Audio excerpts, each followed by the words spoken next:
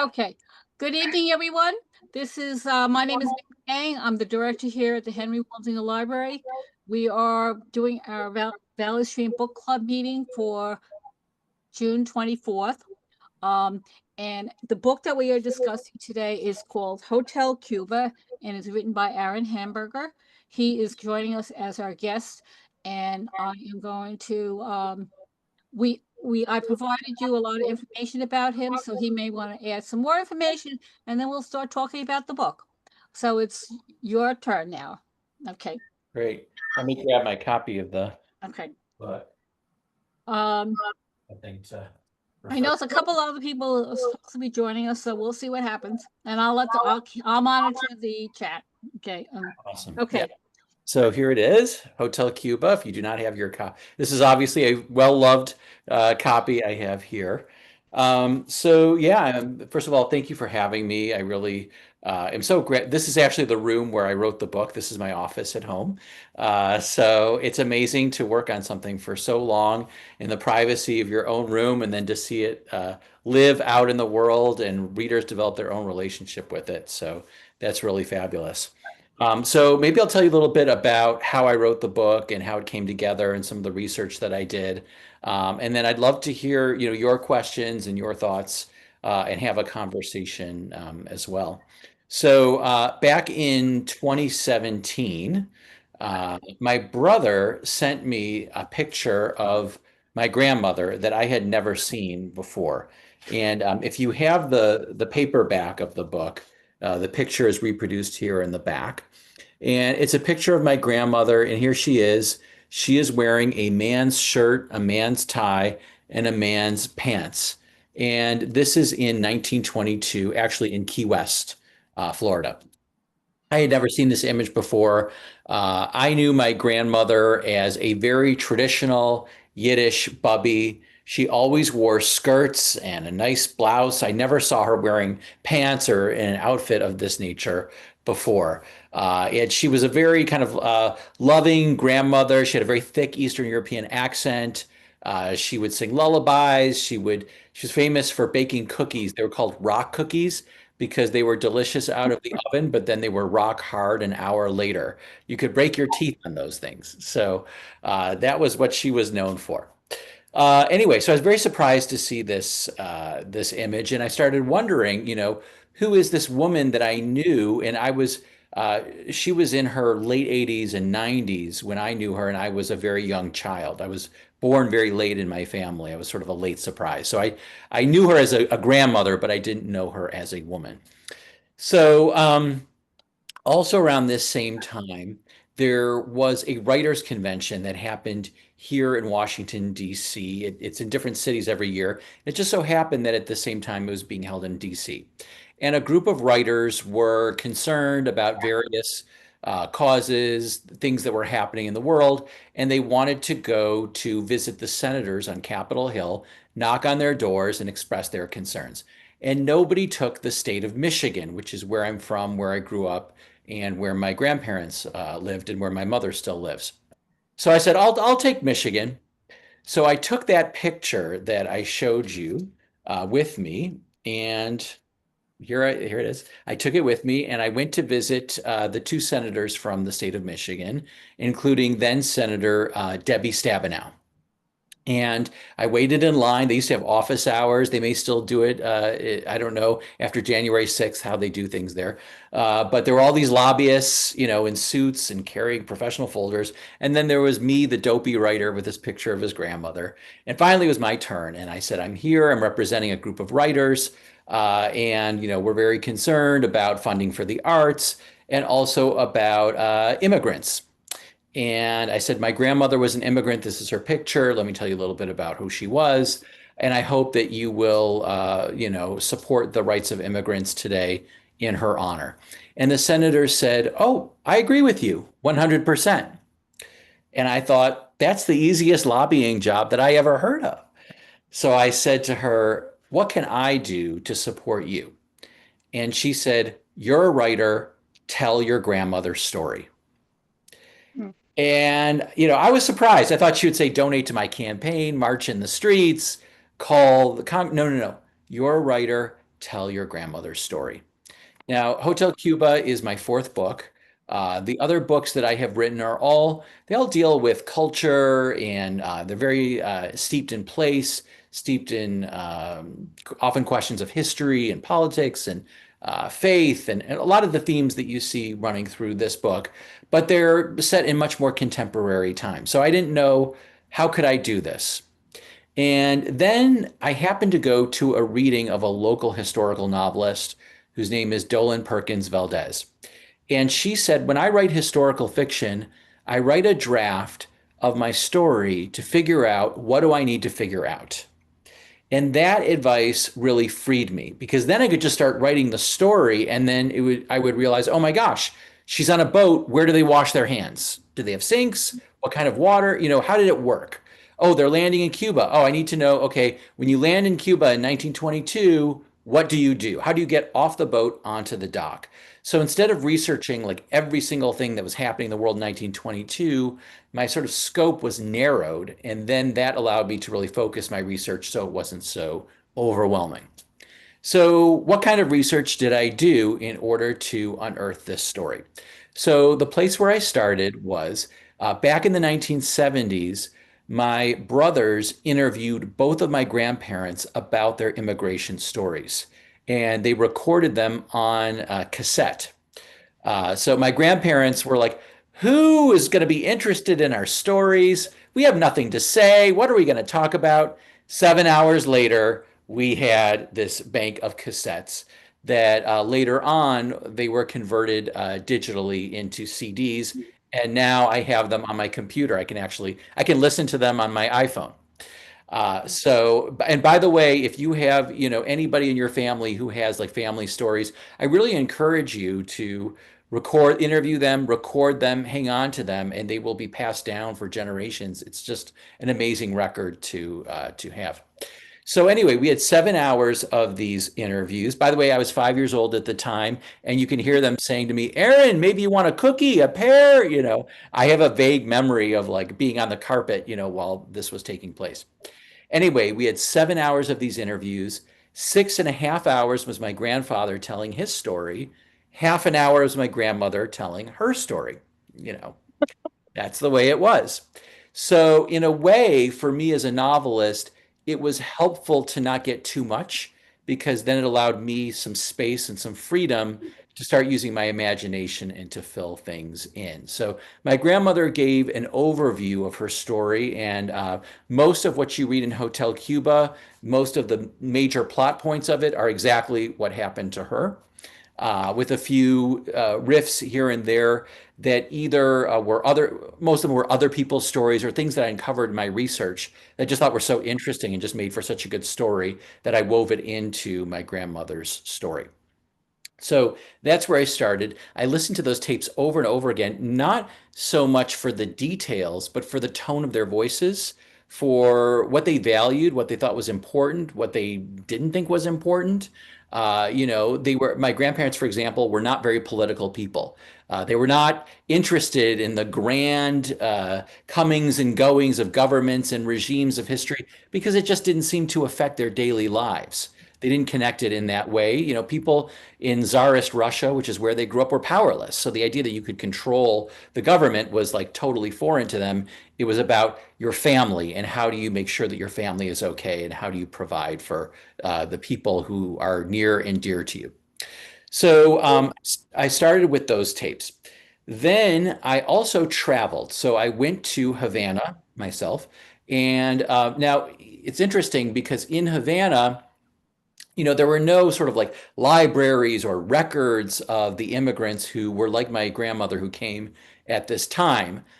So what I really was trying to absorb was, first of all, just the quality of the light of the what the flowers were like, what the air was like, how harsh the sunlight felt on my skin, what the streets were like, what the buildings were like, particularly any building that was built before 1922, that was where my grandmother would have walked. Also, I knew that the immigrants of this, like my grandmother, who were in Havana at this time, were living in old Havana, which most of it has been, looks kind of like how it looked and not how it looked then, and I'll explain in a minute. So all the old buildings are still there, but there's one really big difference between historic Havana today and Havana of the 1920s. And the big difference is advertising for American consumer goods. Today in Cuba, it's a communist country. There is no advertising anywhere. There are only like billboards and things for the Communist Party. That's it. But in the 1920s, every surface would have been covered with ads for Canada Dry or Campbell's Soup or Borden's Milk or all kinds of American products. There would have been banners strung between the buildings with advertisements. So, it's kind of dangerous just to like travel, for research and think what you're seeing is like, oh, it looks old. That's how it must have looked back then. It was important to read books and look at historic photographs to see what the difference was between the streets I was walking down and the streets that actually existed at the time. I also traveled to Key West, and I tried, those of you who've read the book know part of it takes place there. I met with a historian of Key West, and he told me all kinds of details about where my grandmother would have been kept at that time and why, and how the ferries ran back and forth between Havana and Key West. I also went to the National Archives in Washington, D.C., and I read the files of the immigration department of the time. In those days, the immigration was handled by the Labor Department. And so they had several files where they had original documents. And what they were trying to do was actually infiltrate the smuggling rings in Havana. They had agents that were stationed in Havana that were investigating this, and then they would send back reports, which were a treasure trove of information in terms of how did smuggling of undocumented immigrants work at this time. I also read tons and tons and tons of books. I'm lucky that I teach at George Washington University, so I have access to a really good university library, which has access to interlibrary loan. And so I would read a book, look at the bibliography of that book, see if there was something that interested me, and then get the next book down the line and just keep going in that way. And then I would look up the authors of particularly good books. I would find them online and I would reach out to them to interview them. And, so a few of them, a lot of them didn't respond, but a lot of them did. And I ended up having great conversations with people who'd done a lot of research on various aspects of my story. In addition to all that, I interviewed family members, including, so in the book, the main character is Pearl. She's based on my grandmother. She has a sister named Frida in the book. And Frida's son was still alive while I was writing the book. So I interviewed him and got his perspective on the situation. I also talked to my mom, and it was interesting how little she actually knew about her parents' story. In fact, I knew a lot more simply from listening to the tapes. She didn't even remember what was in the interviews that was in there. And that was something interesting too. There were a lot of stories that I heard like second or third hand about what my grandparents must have went through. But then when I did research, I found out like, no, that couldn't possibly be true. Or that was like, the opposite of what I had been told. So that was really fascinating to discover. And then finally, I would say music of the time period was very interesting. Short films of the time period and advertising. Advertising was really revealing about the time period because it showed what people had, what they didn't have, how they were marketed to, what they dreamed of having.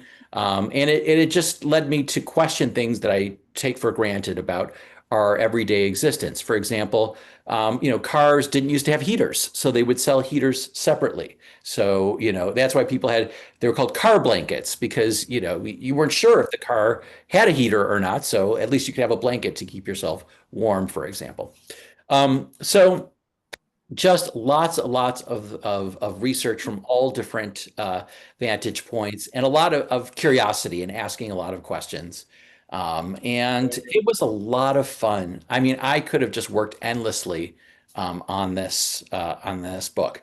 And the last thing that I'll just say, and then I'd love to hear your questions or anything that's on your mind. When I went to Key West, I walked around with a copy of this picture, and I looked everywhere trying to find where this picture was taken. And I did indeed find it. And if you go to Key West, you can visit it. So if you go to Key West, there's a restaurant there called Sarah Beth's. and they're famous for their brunch. But in 1922, the establishment that is today Sarah Beth's was the synagogue of Key West. And so the sanctuary of the synagogue is today the dining room where you'll eat your French toast and your scrambled eggs. Next to the dining room, there is like a house kind of set up, and that's where the rabbi of Key West lived with his family. If you look at the second floor of that house, you'll see that today there's an exterior wall, but that is an addition. It used to be a balcony. It's a balcony that was filled in to make an interior room. And that is the balcony where my grandmother was standing in that picture. And you can see that the roof line of the house next door is exactly that roof line. And in her interviews, my grandmother talks about the rabbi of Key West at this time. His name was Schulsinger. And my grandmother's father was a cantor in a synagogue, in a shul, the singer.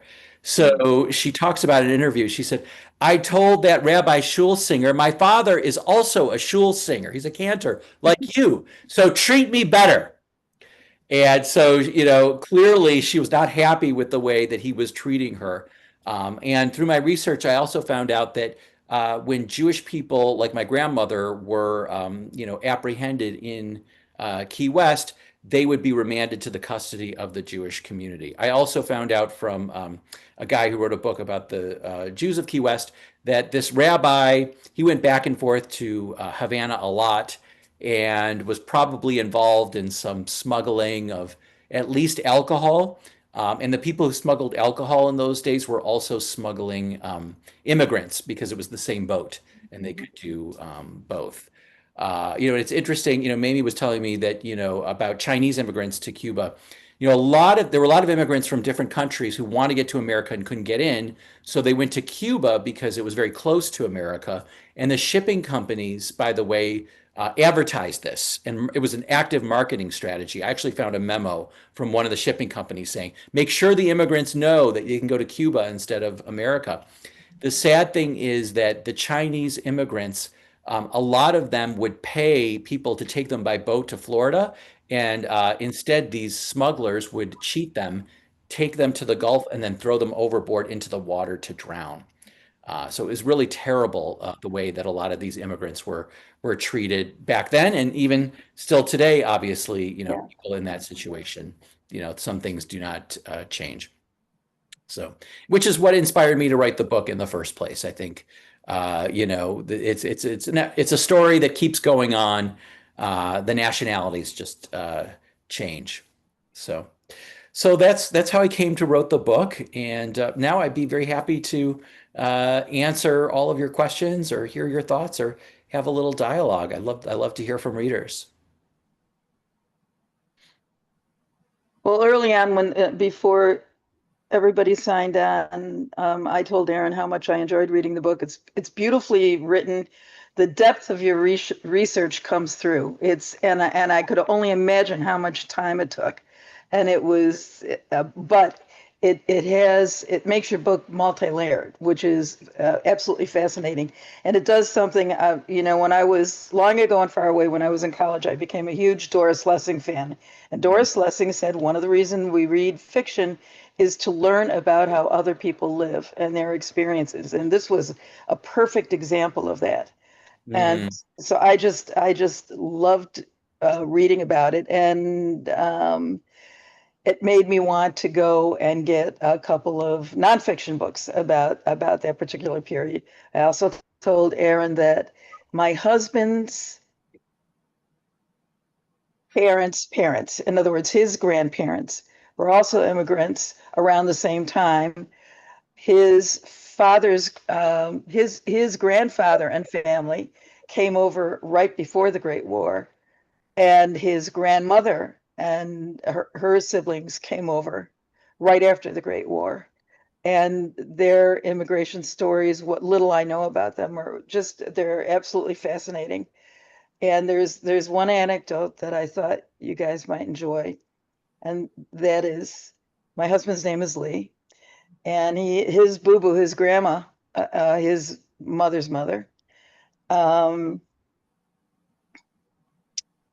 had a horrible, horrible, horrible trip over. When you wrote about the storms and people being ill and so on, it just took me right back to she refused to talk about it, but Lee's Mm, mother told that story. In any event, when Boo Boo moved to Florida and Lee's parents got her this really lovely apartment, Fort Lauderdale, with two huge windows facing the ocean. She covered up the windows with newspaper because she could not stand to be reminded of that trip. And this is, of course, decades and decades after she made it to America. So yeah, yeah. You know, it sounds like the trips were really horrible. that really, yeah, I mean, I always kind of knew, and I'd heard they talked about some of that. My grandfather in particular, he said everybody was getting seasick. Yeah. He was eating everybody else's food because they kept like throwing up. The crossing was really rough. The Atlantic is not a gentle ocean. And and a lot of these people had never been anywhere before. I mean, imagine being on a boat where the waves are taller than the boat and you're on this little boat. How do you know you're going to survive? Plus the places where, the immigrants were typically in steerage, meaning they were very far down in the boat below water level. Mhm. And there's no privacy. You're in this big room. It's very dark.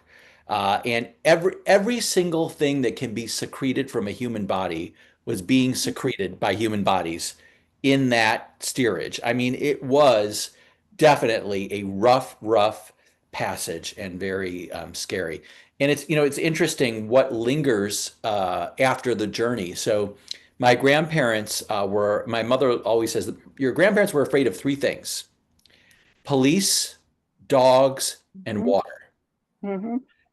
And the water certainly I mean, they never swam. If they went to the beach or, a lake or something, even like I grew up in Michigan, we have a lot of lakes. They would just get their feet wet like a little bit, but they wouldn't go in, too much.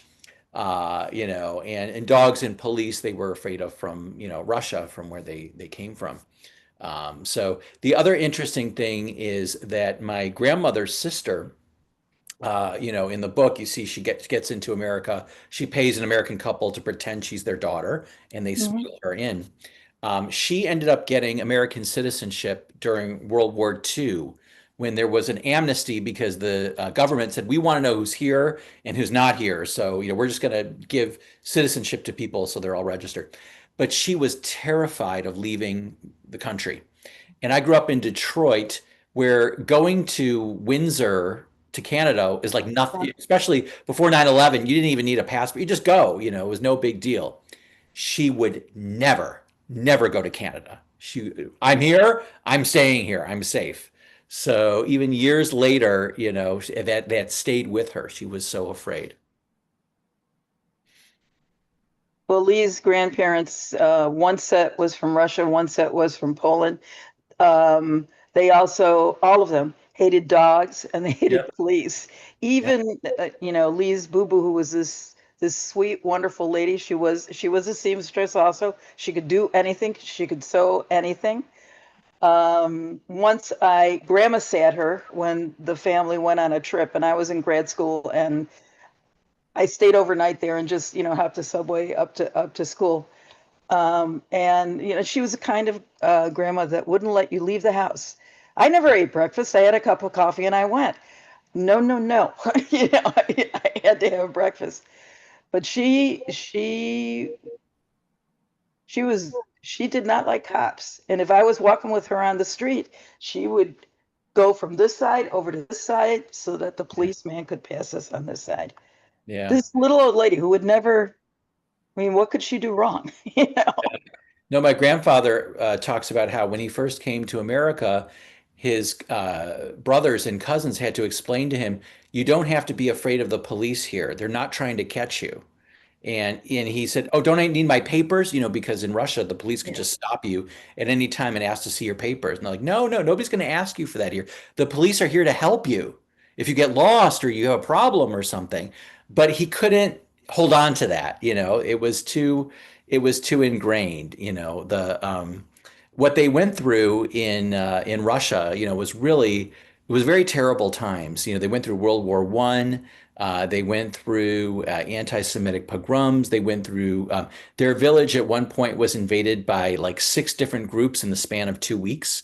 Anarchists, bandits, Germans, Polish, Russian, Oh, yeah, but to say nothing of the fact there were 2 revolutions, yeah, which yeah. was It awful. was, yeah, it was really terrible.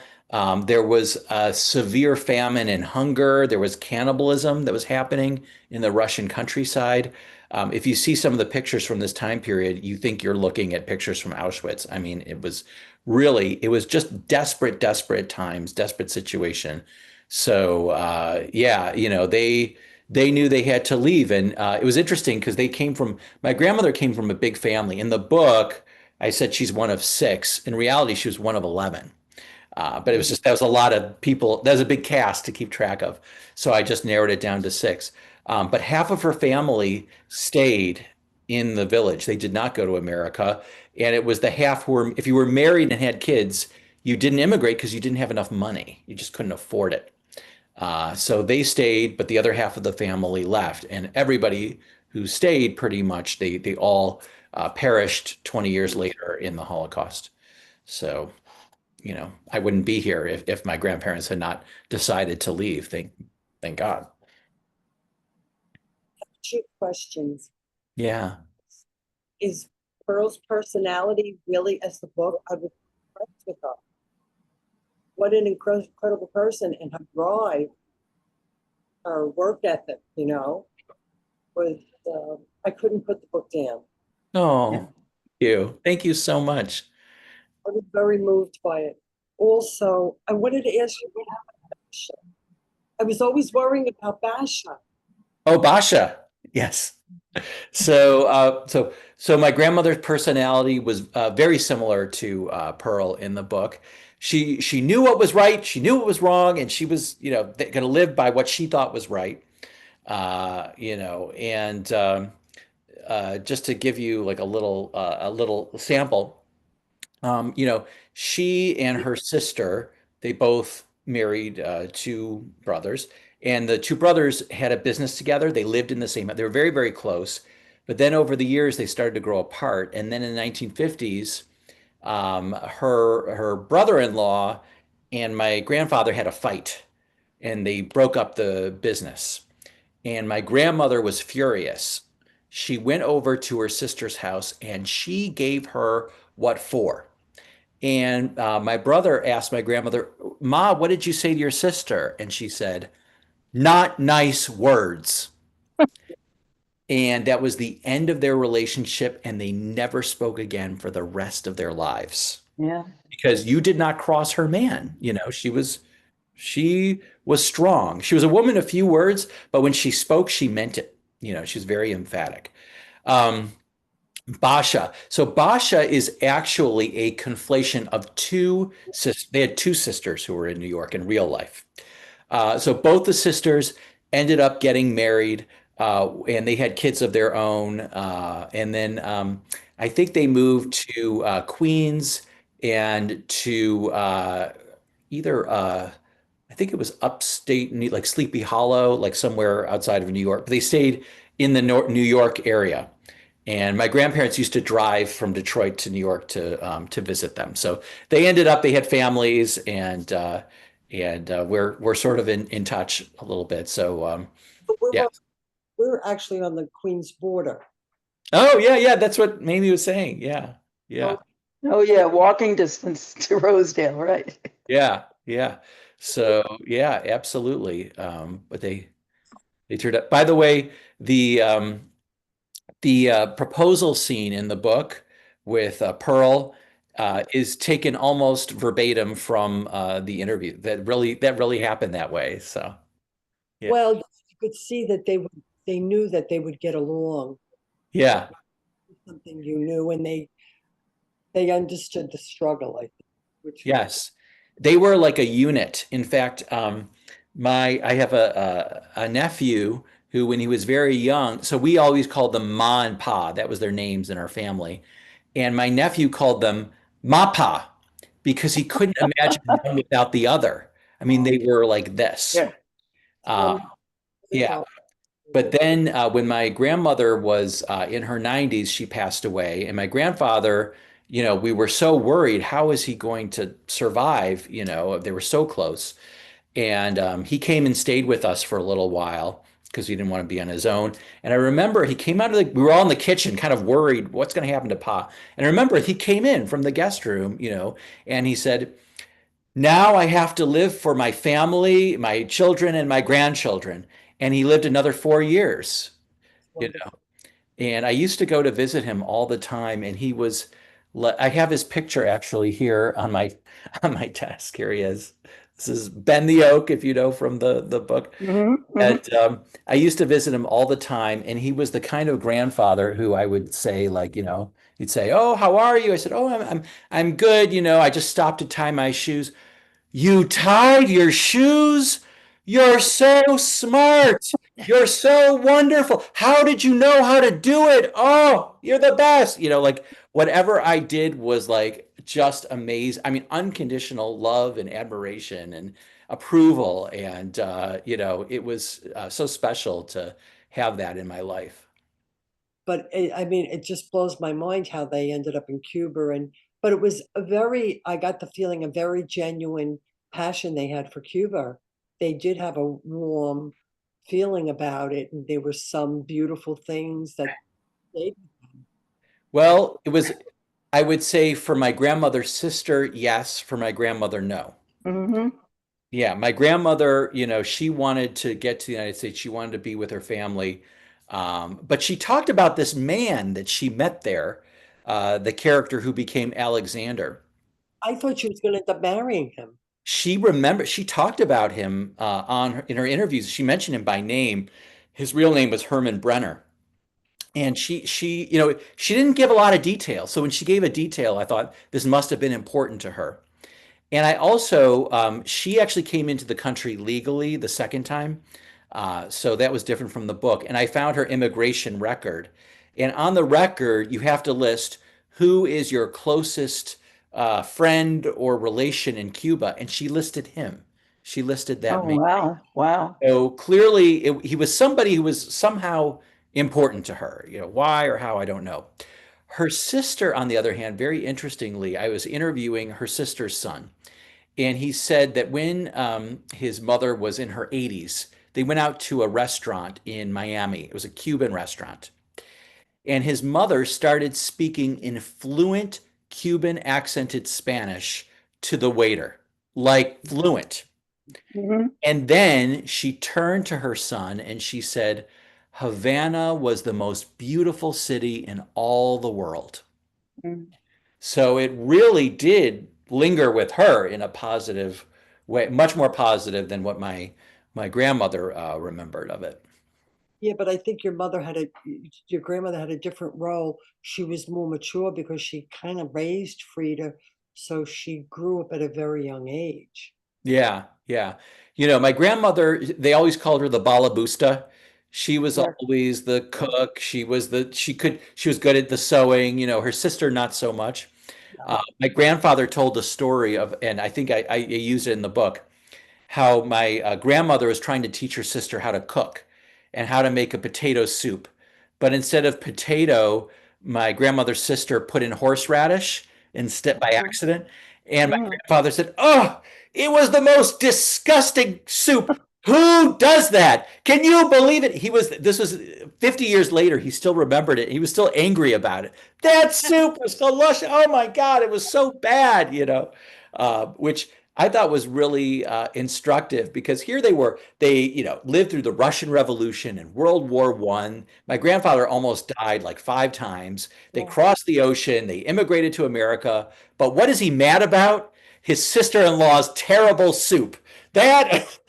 No, that is the ultimate outrage, And it just reminded me that, like, when you live through historic times, you're not always aware it's historic times. You're also like, oh, the traffic today was terrible, or I had a bad meal. You're really focused on your day-to-day existence. So that spirit, I think, really informed the way that I wrote this book.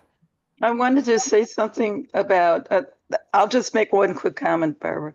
One, I'm almost disappointed to hear that your grandmother got into the country the second time legally, because I loved the scene when she is in the sailor uniform and Yeah. she walks down the gangplank and then she follows the sailors and she keeps walking and walking. That was beautiful, beautifully written. And just you could feel the weight lifting up and off of her shoulders. And Hmm. it was like, I don't know, some very bright light, Yeah. that also beautifully written. So I So that was actually true. It didn't happen to my grandmother, but a lot of that was a way that women would get into the country was by cross-dressing as sailors. right. So I just thought, oh my God, that's such a great, detail Yes. that I had to use it. So at least it didn't happen to my grandmother, but it did happen to people. So everything in this book, by the way, is based in some kind of truth, or there's research behind it. For the characters of Martin and the Queen of England are based on real people. Um, you know, everything. Of the Queen of England. Yeah. Yeah, yeah, yeah. Barbara, you had a question. Yes, my granddaughter, she just graduated college and she was showing me pictures. Her professor had taken the group to Cuba and she's telling me, and this street had coral in it. And I said, I know that from the book. It's great. I love it. I love that. You know, when I write, I really think very hard. I'm trying to think of every possible thing. Like what was it really like? Like, the streets and little, just the tiniest details. And sometimes I'll just go in, down these rabbit holes, just trying to find out like, would have been this kind of chocolate or that kind of chocolate, and it's really fun. It's really actually it's like a mystery that you're trying to solve. I Actually, when I was in Cuba, I had a guide who told me this great story about her grandmother who lived in Cuba before the Communist Revolution.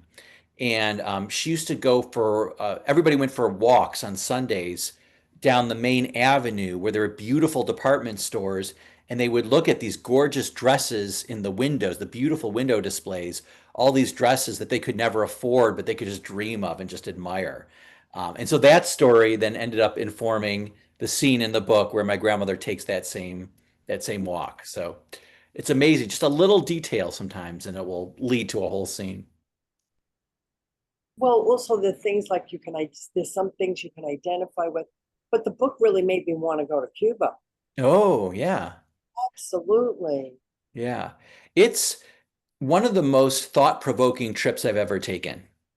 So on the one, yeah, I remember, our first day when we were walking through town, I said, "Oh my, this place is gorgeous," because you have this beautiful colonial French, I don't know what you call architecture, Baroque buildings, all the beautiful colors of the buildings.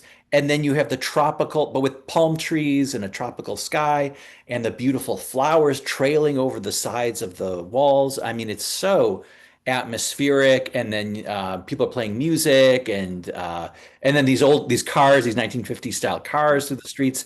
It's a very unique landscape and architecture and the light and everything. It's the Caribbean, and at the same time, the poverty and the oppression of the people is very you don't have to scratch under the surface to find it. And also, sort of the traces of all the history that's happened. It's sad. We went to like a grocery store, and it was like one of the saddest things that I ever saw. I mean, there's nothing there. Or one time our bus ran out of gas, and they're like, "There's no gas station. There's no gas available." So what they had to do was get another bus to come over, meet us, and then they got like a siphon, and Mhm. the driver sucked it out with his mouth, got the gas going through the tube, and then put it into our bus so that we could continue on our journey. And you would just see these kind of all these ingenious ways that people would make do or make use of. Nothing was ever wasted. So, like we went to a restaurant that had a rooftop garden where they made their own like herbs and vegetables and things, and they used old toilet bowls as planters. You know, Mhm. just everything was being used and reused and reused, just to that's what they had. They make use of what they have. So, I just think like, oh, if ever someday they would ever, open up or become freer, things would change.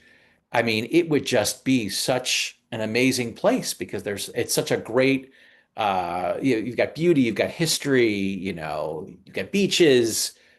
I mean, it was a big vacation destination for Americans for a lot of years. There was also a lot of exploitation of local people that happen too, and income inequality. So it's a very it's a thought-provoking, fascinating journey. If you do go to Cuba, the thing everybody will tell you, and I will tell you too, is bring as many travel-sized toiletries as you can and leave them there. So we asked our guide, we said, if there's one thing we could send you from the US, what would it be? And she said, toothpaste and toilet paper. So it's tough. It's tough living. I had a coworker who's from Cuba. When she would go back then you could not go directly to Cuba, so she would have to book a flight to like Venezuela and never really get to the airport and then just go straight to Cuba. She never got off, but she would bring aspirins, Yeah. basic things that we would, think that you should be able to have. But those aspirins, like cooking oil, things like that, every trip that she went, no clothes, nothing like that. Those are the things that they really needed. Yeah. Yeah. Definitely. Definitely. And when I was there in 2017.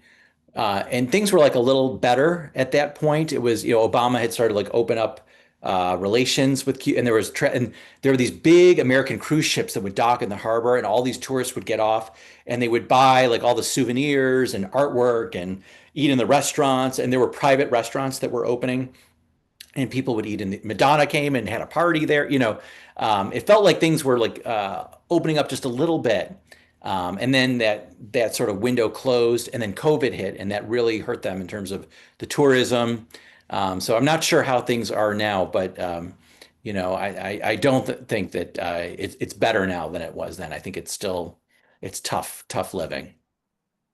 The other books you've written, are they nonfiction on historical, this kind of thing? So they're fiction. Oh, well, since I have you here, let me show you the gallery. Of his books. That was fabulous. I couldn't put it. So this is my first book. It's a collection of short stories, and it's set in Prague in the 1990s, and it's about the changes after communism, based on my own experience. I lived in Prague at this time. My second book is called Faith for Beginners, and it's set in Israel in 2000 on the weekend of the Camp David II Accords, and it's about a dysfunctional American Jewish family who goes to Israel to solve all their problems, and instead they get worse. Mhm. Then my third book, Nirvana, is here. This is set in Detroit in the 1990s, and it's an interracial love story between two high school boys. One is Jewish, white from the suburbs, one is black from the city. And there's Hotel Cuba, and I'm currently working on my fifth book, which will hopefully be published in 2026 or 2027. And it's actually an offshoot from Hotel Cuba. It's also historical fiction. So I got the historical fiction bug now. I don't know if I'm ever going back. And what happened was when I was interviewing my grandmother's nephew, I said, "Oh yeah," and then our family who stayed in the village, they all died when the Nazis came. And he said, "No." He said, "Your grandfather has a cousin who when the Nazis were shooting, she and her two daughters ran away to the forest, and they ended up meeting the partisans, and then they escaped to Uzbekistan, and they spent the war years in Uzbekistan." And I said, "Uh-oh, that sounds like a story." So I Mhm. started doing some research, and it turned out that this was there were over 1 million refugees from all over the Soviet Union who came to Tashkent in Uzbekistan at this time period. And it was just absolutely a crazy scene, a crazy time. So I'm writing a book based on that. It's almost done. I'm going to turn it into my publisher any minute now, and so hopefully it's coming out either next year or the year after. Robin has something she wanted to ask, or Yeah, I can't turn on my video. You disabled it, so I'm raising my hand. If anybody's interested, the Museum of Tolerance has a annual Jewish heritage trip to Cuba Mm, every year. So they have another one coming up, I think, in January or February. great, great. Yeah, there's a lot of these organized. Oh, there you are. There's a lot of these organized trips, and I think it's a great way. I mean, I went on it was a group trip, and I think it's the kind of place you want to kind of talk about it with other people while you're doing it, and guides can really help you to kind of save time and take you to the places that you want to see. I got to go to Hemingway's house, which was so fascinating because literally, like Hemingway, like left and just left everything, and like it's exactly the way that he left it, and like 1959 or whatever it was. So you see his boots like still next to the door, it was just incredible. So yeah, a lot to see. Very, very interesting trip. I wanted to say something about Pearl, and your character development was just excellent. She always was a strong woman, clearly from the very beginning she was strong. But by the end, she's not only strong, but she trusts herself. She's got belief in herself. She can make her own decisions. She's not afraid that a decision she makes might be wrong because she knows so what? I'll deal with it, 6 months down the road, then I'll deal with it, etc. Just wonderful developments. And she was such a different character than she was at the beginning of the book. And it was as if you were watching her more than grow up. I mean, a lot of adults don't get anywhere near where she was. It was very impressive. So Thank you. I worked on that very consciously when I was yeah, writing the book, and my editor and I too, we were very focused on that, like making sure that journey. I remember my editor said, "Why does Pearl want to go to America?" And I'm like, "Well, she wants to survive. No, but why? Like, what does she want? And that really kind of framed my thinking as I was editing the book. Like, I want to make that emotional journey. It was a physical journey, but it's also an emotional journey. And I just thought when I was listening to my grandmother speak in these interviews and talk about her experience, I started to think the woman I was listening to was not the woman who got off the boat in Cuba.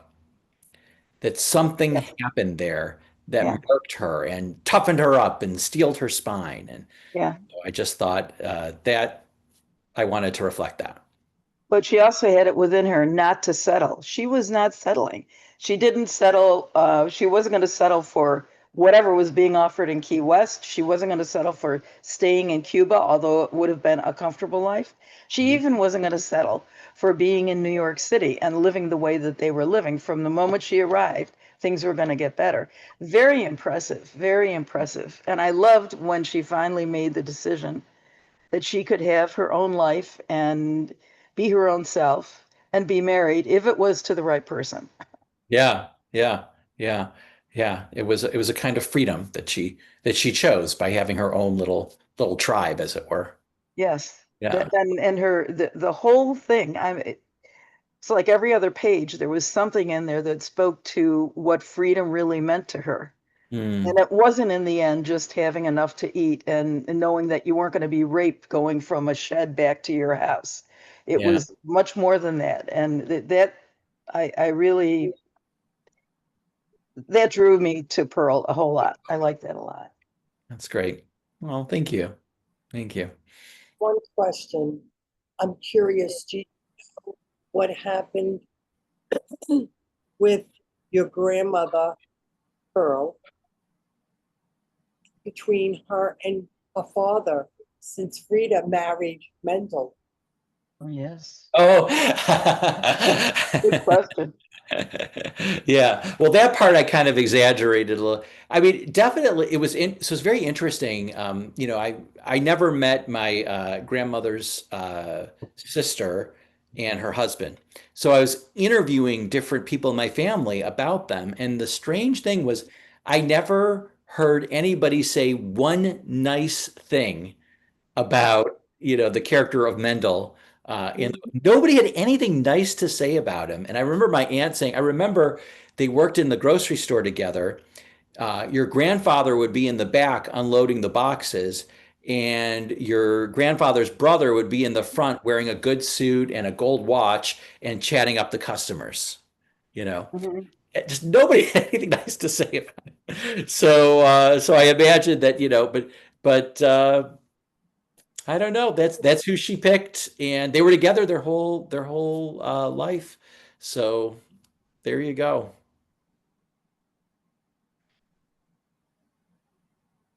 Some people, they just mesh and that's it. That's it. You could tell that the book was a real labor of love. That's the thing. All the depth that you built into it, it shows, really does. Thank you. Thank you. I appreciate it. We're just hitting about almost the hour, so if you have any last minute comments, and I really, I really appreciate that Aaron came and joined us tonight. Yeah. Pleasure. Yeah. Tell your friends. Okay. I already have. Oh, thank you. Thank you so much.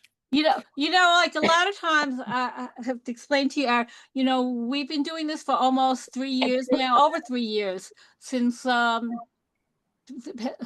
first year of COVID. We started doing this, and many times it's newer books that are coming out. Authors are trying to get out there, and yours was already on the shelf. It was in our fiction section, and I was going through it, and I picked it up, and it seemed so interesting. So, and I said, well, it's not a it's not a new book, but maybe he'll still be interested in meeting with us. So I'm very glad that you said yes. I'm happy to, and I've been amazed by the response. I mean, I'm meeting with book clubs like all the time that are reading it. So it's got great word of mouth and great legs. So I love it. I love it's getting out there. Yeah, and I think on so many levels it resonates with people. Yeah. So nice job. We didn't even talk about the whole gender thing, which came up in one of the interviews that was shared with us, which would be a very interesting discussion. But from Pearl's perspective, it was once again of, where am I going to be most free? Where will I not be in a box? Where will I not be labeled? Where will I be able to be myself and do what I want to be? Yes. Yeah. That's it. That's exactly it. Yeah. Yeah. So. Yeah. Also, Well, thank you, everybody. I really just thank you for reading the book and for inviting me to share your community.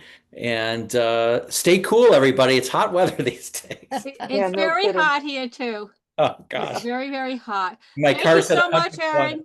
Yeah. And I think that this was one of the more, like, I think the book resonated, and I think that it really came through. Really Thank came you. through. Thank you so much. Okay. Take care, Okay. everybody. All right. Bye, I'm Aaron. going to stop the recording. Thank you so much. Thank you. Okay.